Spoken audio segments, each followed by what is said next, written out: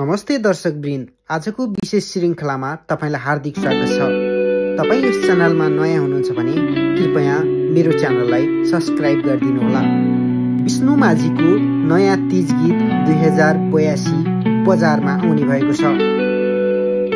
गुमनाम गायिका जो वर्षौंदेखि आफ्नै कोठाभित्र थुनिएर रहेकी छिन्, हरेक तीजमा एक धमाका गीत लिएर आउने गायिका, हजारौं गीतहरूमा आफ्नो कालजै स्वर भर्न सफल हुनुभएका गायिका, जसको गीत तीजमा आएन भने तीज आएको महसुस हुँदैन।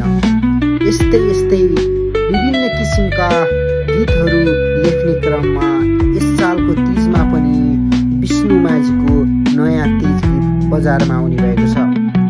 यद्यपि कुन गीत हो र कति समयभित्र बजारमा आउँछ नभने तापनि यस तीज गीतमा विष्णु माझीको मिठो स्वर रहेको छ।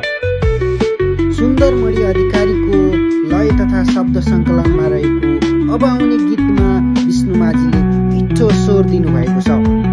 पछिल्ला सालहरूको तीजमा उत्कृष्ट तीज गीत निकाल्ने क्रममा यस साल पनि उहाँले तीज गीतलाई निरन्तरता दिँदै एक कालजै गीत रेकर्ड भइसकेको एक स्रोतले बताएको छ।